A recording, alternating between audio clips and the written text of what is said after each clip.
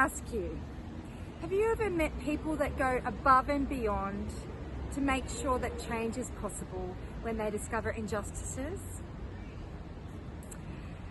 Yes, I have also. Some of you may not have, but later on during this video, I'm going to share you a powerful story that'll help stir your soul, show you just how incredible humanity is and just what we can create and facilitate change by being the voice for many.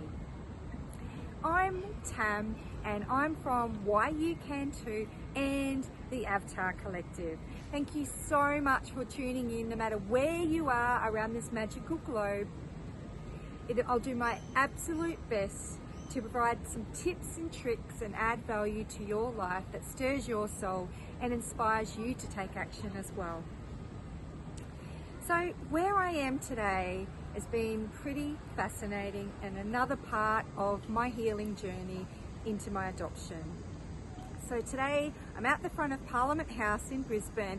I've just been invited to this amazing ceremony with some amazing people that were behind the laws that changed into forced adoption. And this year was the 9th anniversary of the laws changing into forced adoption. So for many of you, you may not understand the story of being adopted. You know, you may actually, some people think that we're lucky, we're blessed because we don't have our blood family. But sadly, that's not true. Hearing the stories from the beautiful souls today, whether or not it was the mums that were handcuffed down, chained to beds to deliver these children, these babies that were removed from the mum, sent to these people that wanted children, all in the sake of money. You know, there's many reasons why someone chooses to adopt their child. Perhaps, you know, they're young and they don't feel that they're educated enough or financial enough to give the child a nice life, and that's fair enough. But it's not always all what it's cracked up to be, sadly, when you meet other adoptees. A lot of people that choose adoption, that would love to adopt children, it is different. But for some reason, many of us go to families where we also suffer trauma.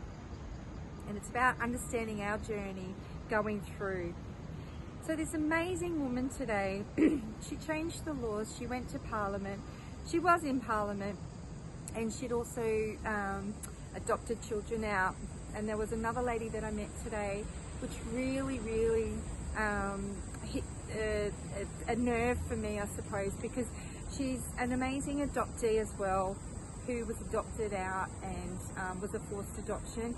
And she's working with another beautiful artist who was forced to adopt her child out. So she was sent to a church in New South Wales. She was forced by the government to give up the baby because they said that she couldn't afford it. There wasn't any single mum pensions back then. She was forced to live in the church, to work in the church, and the matrons decided when they couldn't do things. There was a law, they couldn't leave the premises or the police would come and take them straight back. And then having the child in the delivery, laying down with sheets over them and having chains to their arms to deliver these children that are then taken away straight from birth. Breaks your heart. But these two wonderful women came together, and this beautiful lady that was forced to give up her baby is an incredible artist and writer.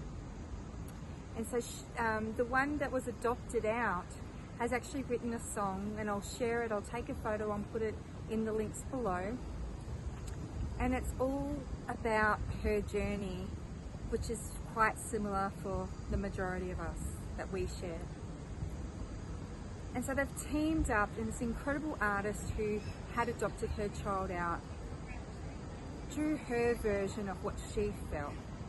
Because she felt that when she would deliver her child and her baby was taken away, that, you know, she would cry a river.